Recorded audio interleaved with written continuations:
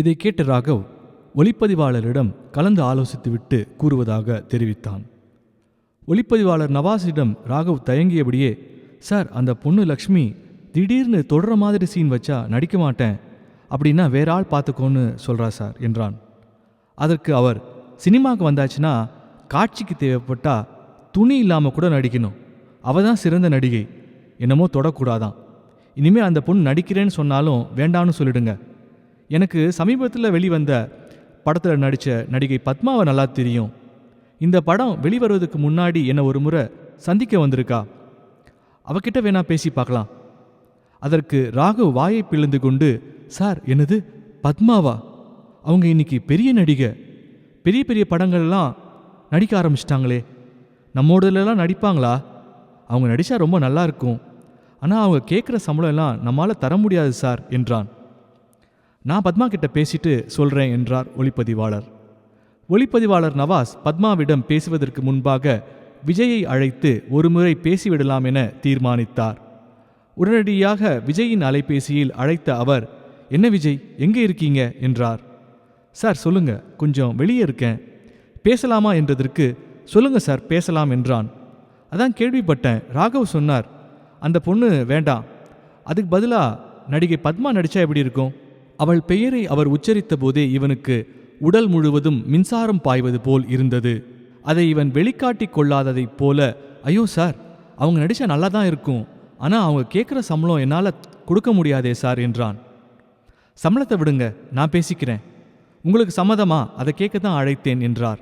எனக்கு சம்மதம்தான் சார், நீங்கள் கேட்குறபடி கேட்டுக்கோங்க என்றான்.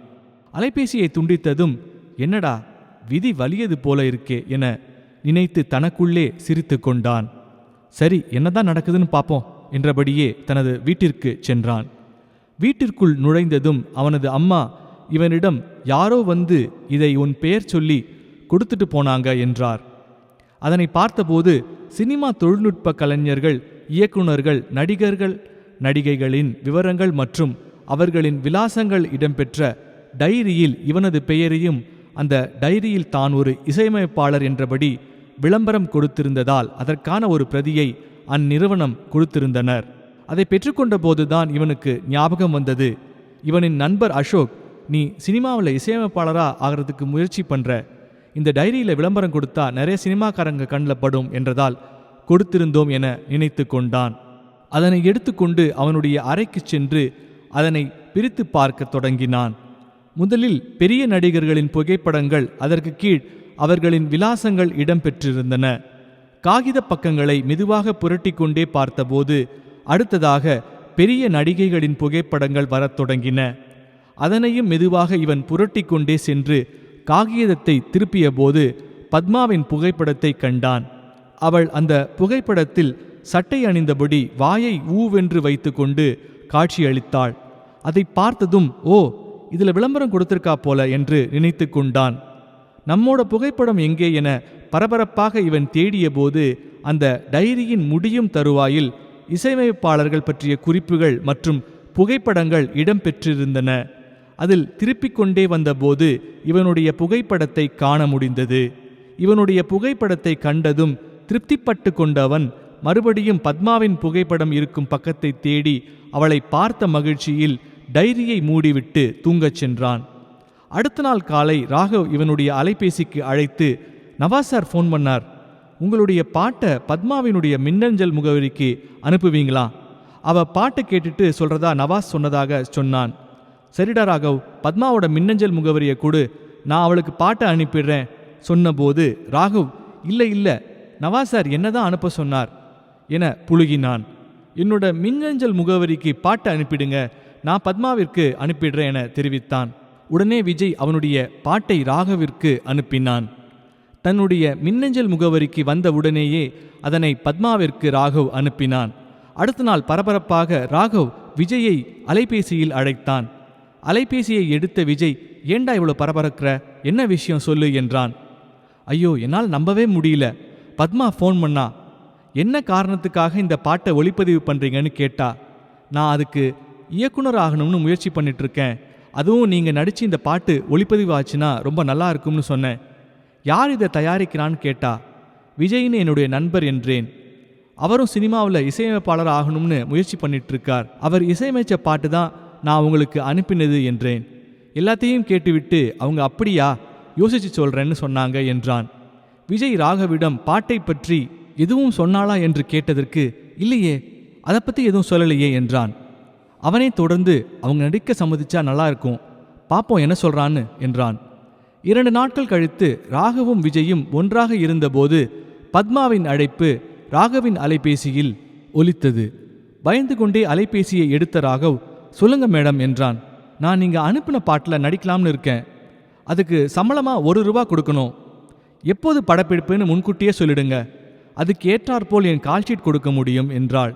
இதை கேட்டதும் மிகவும் பூரிப்படைந்த ராகவ், ரொம்ப தேங்க்ஸ், நீங்க நடிக்க சம்மதிச்சது பெரிய விஷயம், இந்த உதவியை நான் மறக்கவே மாட்டேன் என்றான்.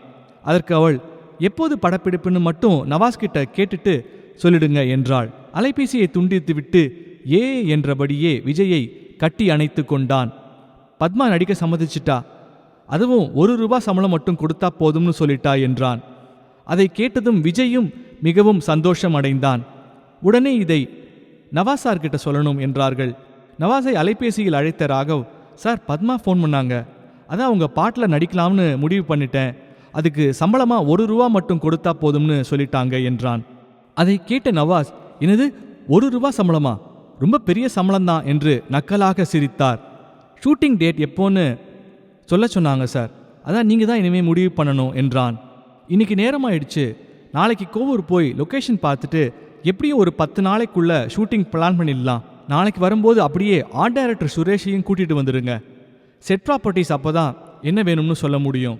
நாளைக்கு காலையில் ரெடியாக இருக்கேன், நீங்களும் விஜயும் லேட் பண்ணாமல் வந்துடுங்க என்றார். அடுத்த நாள் காலை இவர்கள் இருவரும் ஆர்ட் டைரக்டர் சுரேஷை அழைத்து கொண்டு சென்றபோது நவாஸ் வீட்டின் வெளியே சுமார் 25 வயதுடைய இளைஞன் கருமையான நிறம் மற்றும் நல்ல அடர்த்தியான தாடியுடன் வெளியில் காத்து கொண்டிருந்தான்.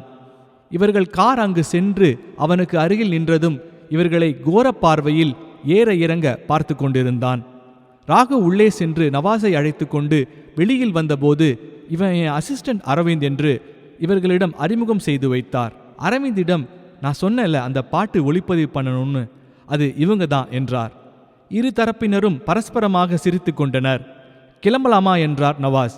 சற்று நேரத்தில் கார் கோவூர் சென்றடைந்தது. படப்பிடிப்பு எடுக்கும் வீட்டிற்குள் இவர்கள் அனைவரும் செருப்பை கழற்றிவிட்டு உள்ளே நுழைந்தனர். ஆனால் ஒளிப்பதிவாளர் நவாஸ் மட்டும் செருப்பு காலுடனே உள்ளே நுழைந்தார். இவர்களை நன்கு அறிந்திருந்த அந்த முதிர்ந்த கிழவனும் கிழவியும் வாங்கையா என்றனர். நவாஸ் ஆர்ட் டைரக்டர் சுரேஷை அழைத்து சில குறிப்புகளை எடுத்துக்கொள்ள அறிவுறுத்தினார். விஜயை அழைத்த நவாஸ், அடுத்த வாரம் சனி ஞாயிறு ஷூட்டிங் பிளான் பண்ணிக்கலாம் என்றார். பிறகு அவரே, உங்களுக்கு ஓகே தானே என்றார். அதனை ஆமோதிப்பது போல பண்ணிக்கலாம் என்றான். மறுபடியும் நவாஸ் விஜயிடம், கொஞ்சம் செலவு பார்க்காதீங்க, நல்லா பண்ணணும், எனக்கு கிரேன் எல்லாம் வேணும் என்றார். சற்று தயங்கியவாறு சரி என்றான்.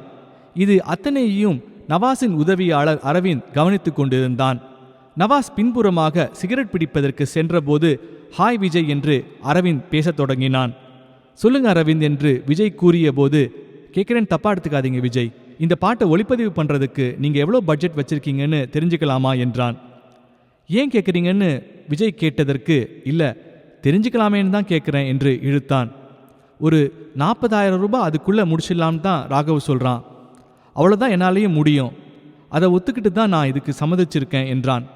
அதற்கு அரவிந்த், நான் சொல்கிறேன்னு தப்பா எடுத்துக்காதீங்க, அதில் எல்லாம் இதை முடிக்கிறது சாத்தியமே இல்லை என்றான். இதனை கேட்ட விஜயிற்கு பக்கென்று தூக்கி வாரி போட்டது. ராகவ் தான் அவ்வளோ உறுதியாக சொல்கிறானே என்று மறுபடியும் அரவிந்துடன் வாதாடினான். விஜய், ராகவுக்கு என்ன சினிமா அனுபவம் இருக்குன்னு சொல்லுங்க, அவனே ஒரு கத்துக்குட்டி என்றான். சரி அரவிந்த், இதை எவ்வளோல இருந்தால் இதை ஒழுங்காக முடிக்க முடியும் என்று கேட்டதற்கு, எப்படியும் இது ₹1,00,000 மேலே தாண்டிடும் என்றான். இதை கேட்டதும் அடையப்பா என்று வாயை பிழைந்தான் விஜய். இன்னும் 1 வாரத்தில் ஷூட்டிங் போகலாம்னு நவாஸ் சார் சொல்லிட்டார், அதனால் உங்களால் சமாளிக்க முடியுமான்னு யோசிங்க விஜய் என்றான் அரவிந்த். நவாஸ் சிகரெட் பிடித்து முடித்துவிட்டு உள்ளே நுழைவதை கண்ட அரவிந்த் அவர் வருவதை அறிந்து விஜயுடனான தனது பேச்சை நிறுத்தி கொண்டான்.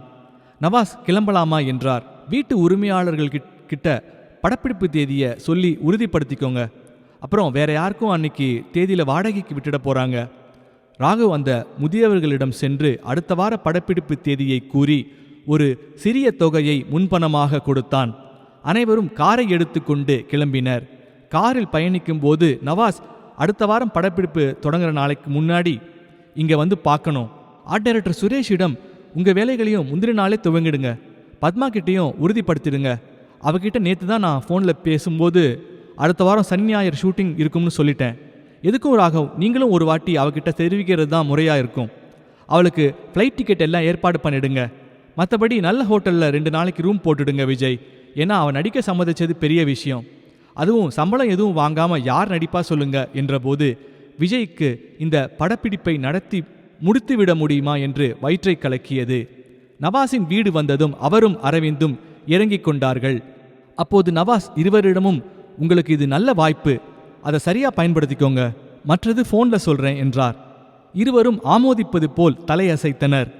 ராகவின் வீட்டருகே கார் சென்றடைந்ததும் விஜய் ராகவிடம் சற்று நேரம் பேச வேண்டும் என்றான்.